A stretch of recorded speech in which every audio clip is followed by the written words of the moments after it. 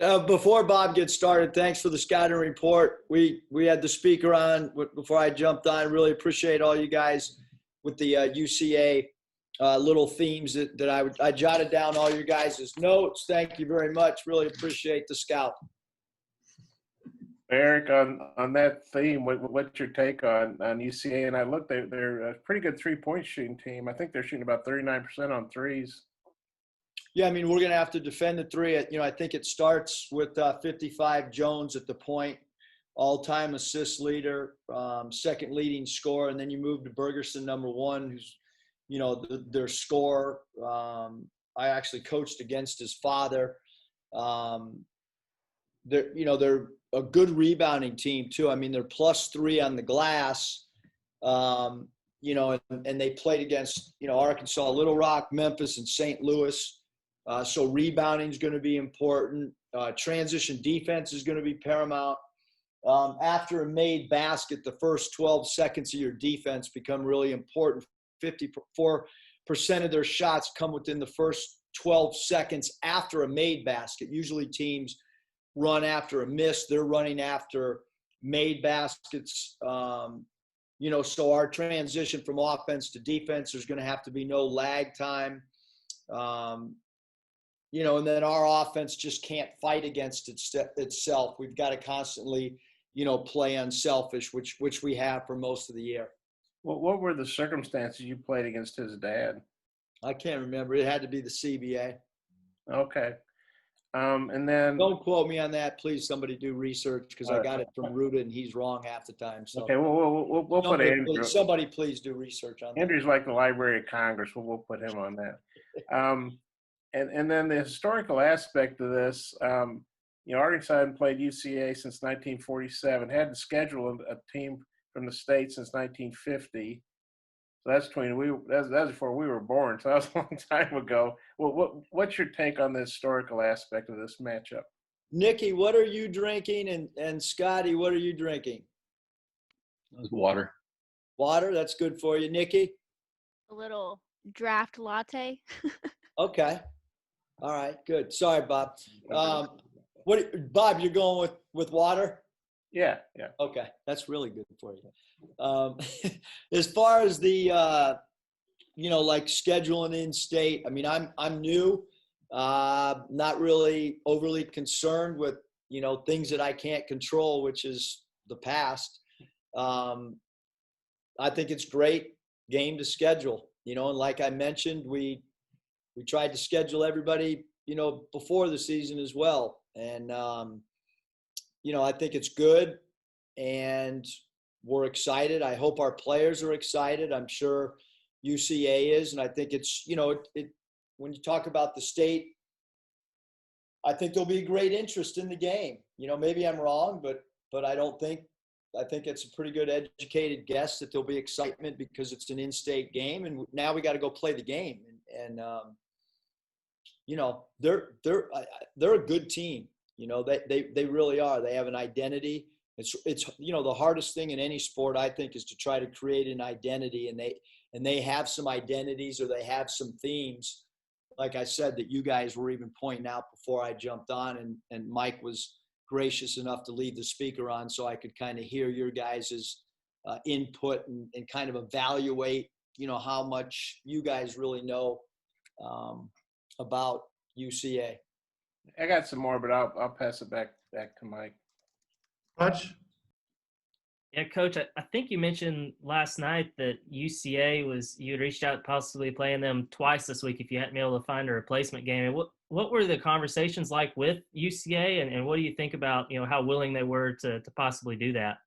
I mean, to go into further detail, Hutch, I could yell down the hall, "Hey, Ruda," and we could get him in here as quick as possible, because I never sent the text. I mean, obviously, Coach Walker and I talked. I did not talk to anybody with UCA, but Coach Ruda, he did. He's got the text thread. I was just getting the messages. So I don't know, Hutch, the exact extent of it, other than Ruda said, "What do you think about potentially playing a Friday, Saturday if we can't figure something else out?" I think UCA would at least be open to that discussion.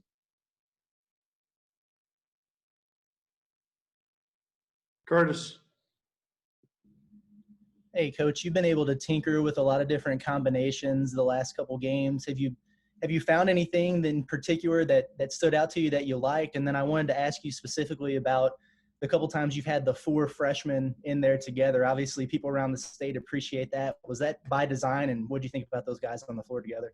Yeah, I mean, I think that twice we've done it, and both times, I recognized that it was happening. Yeah, I think that, like one of the conversations that I had, like with the administration on the Southern game, was I thought that, if we could play the way that we're capable of, that we would be able to look at different lineups early in the game in the first half. And I think one of these recent games I had 10 players in the first half, and then I think last night we had 9 that all got in the first 14 or first 15 minutes of the game. Just from an experience standpoint, I think it helps. It also helps evaluate. I can't foresee us having a long, drawn out, rotation when we get to SEC play. And I think guys are kind of playing into people always ask, well, what's your rotation going to look like? What's the minutes distribution going to look like? The players create it, and you can look at the stat sheet, and you can look at the plus minus sheet, and maybe next time we do one of these, I'll listen in, and you guys can talk about rotation. And it's really hard to play 9 or 10 guys. I mean, even when we have a large lead and you're doing it, I get it. Like like when I'm watching an NBA game, I'm like, hey, why can't they get this draft pick in? Or why do but when you're coaching, you understand at the snap of a finger how momentum can change. And I look at some of the games that we've had huge comebacks with, and I attribute it, you can learn from winning, you can learn from losing, you can learn from other people, but I've seen people who mess around with rotations, and that's how you can come back when you're up 20.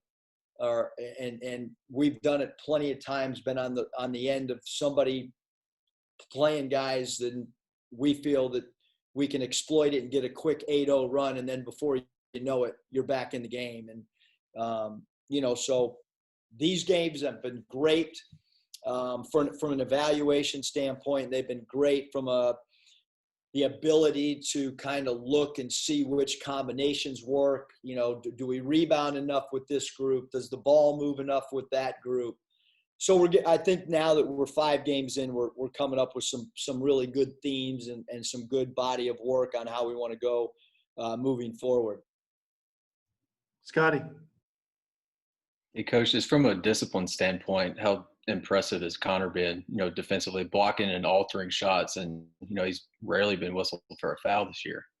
No, he's done a great job. I mean, you look, he shoot 58% from the field, 45 from the 3, small sample size of FTAs, but hasn't missed a free throw, almost 9 rebounds a game, 18 blocks, 5 steals. I mean, he's played phenomenal. He really has. And he's got such a great attitude, and he knows all of our offensive plays, and he doesn't try to do things that that stretches game out too much. So he's really been great.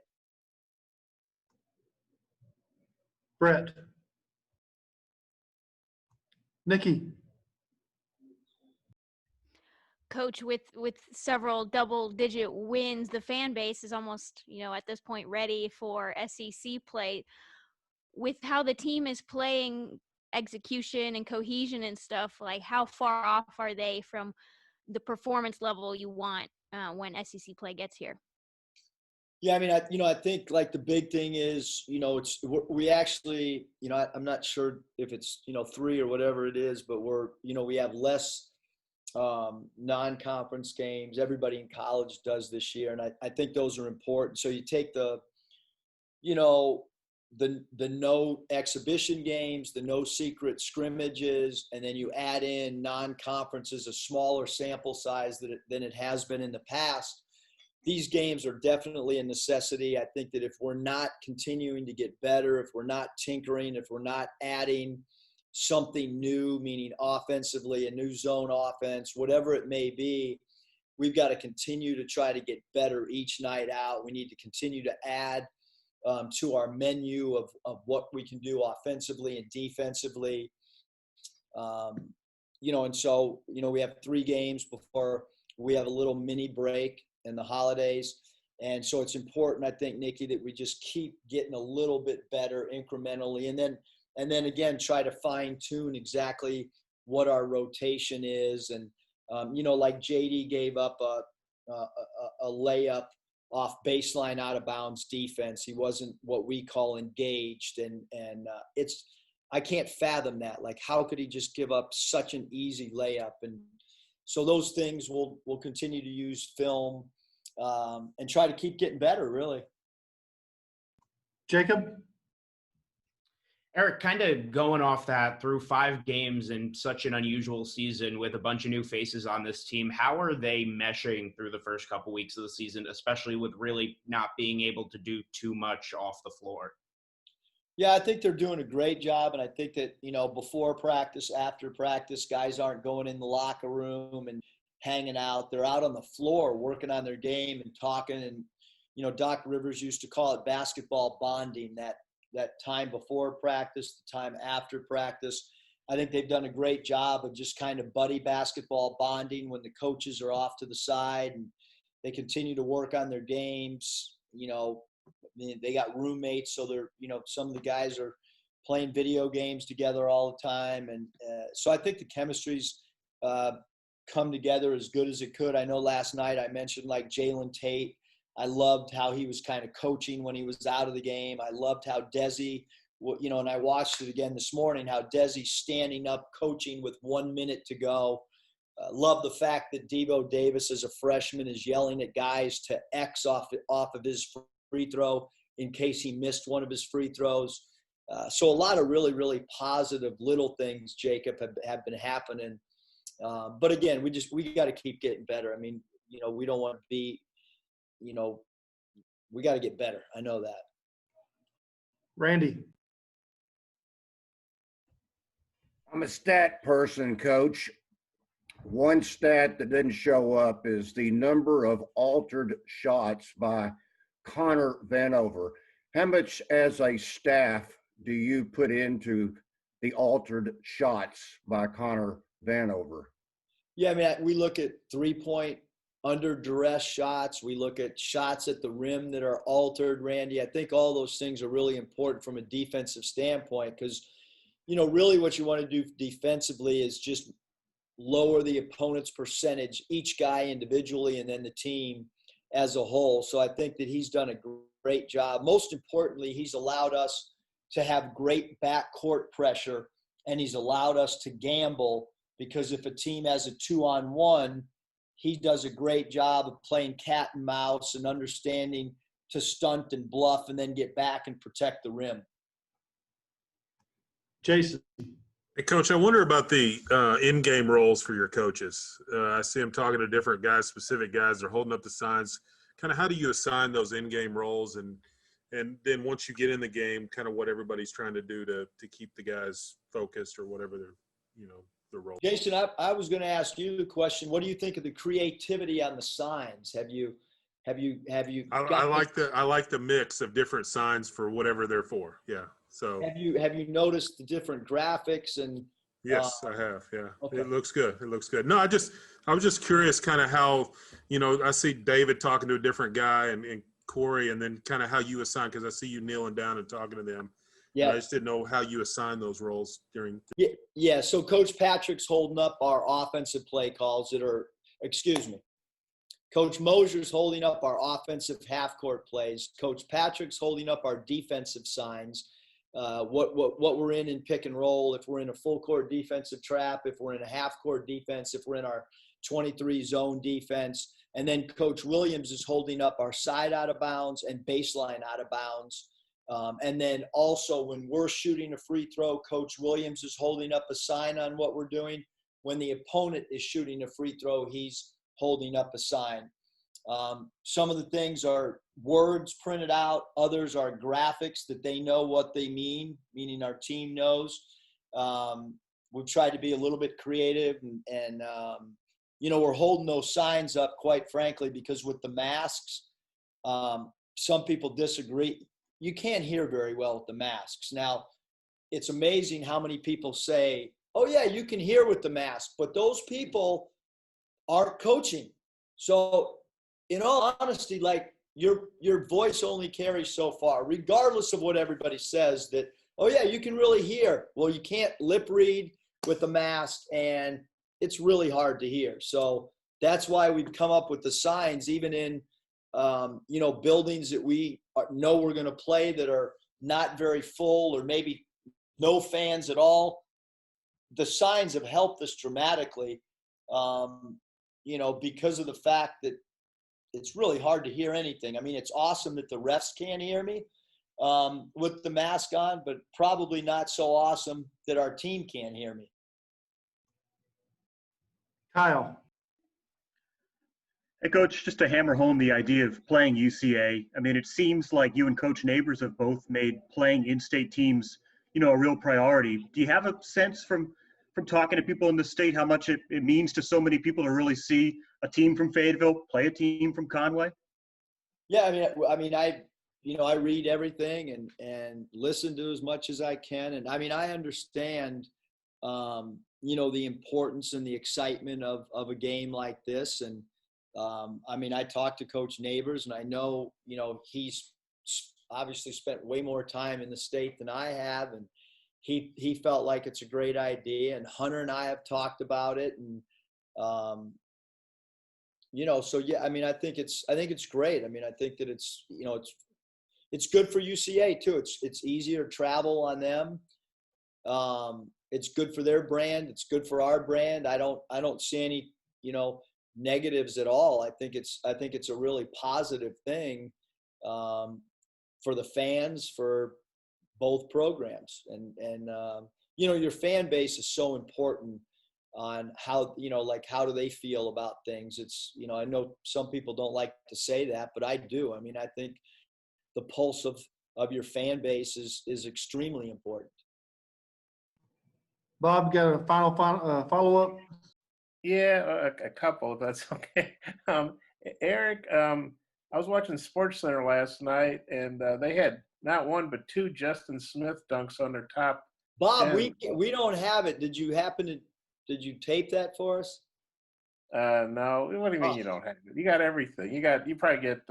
I'm going to get it some way, shape, or form. But Danielle will probably get it before me. But we're going to get it some way. She's got connections. Anyway, just I guess I know Justin's real athletic. I guess I hadn't thought about him being like a major dunker. Just wonder what do you think about that, and how good is that for the program? Presumably, kids see that, whether it's on their phones or on their TVs. That that you had two SportsCenter highlight dunks from Justin. Yeah, no, we definitely need to get a hold of those. If anybody has them, please forward them to us or forward them to Mike Haywood. We need them bad. I think it's awesome. We knew coming in his vertical leap. He's an incredible leaper, and I think the thing with him is he's a powerful dunker as well. But I think anytime you can get on dun-dun-dun, it's a really, really good thing. And then Desi mentioned you had 250-something passes last 257, night. Bob. 257. Yep. Is that a record? And just how do you feel about that? Well, I was more concerned when I heard Desi say that in the press conference. I was wondering if he was counting those passes in game or not, because he did get the number right on spot. But yeah, I think it's great. That's those. We've had 2 games now of our highest ball sharing games, and that's including JD, who gets a shot up about every minute. So overly impressive that we've passed the ball over 200 times now twice. So that's your highest totals, including Nevada, or just here at Arkansas? For sure here at Arkansas. We didn't want to pass the ball too much last year. We tried to keep it in, 2 or 3 guys' hands. And so maybe the 200 passes, I might have told all you guys it was important, but I was really, going to bed at night saying, please don't pass 200 times. Just because you thought you'd turn it over? Or something not good would happen.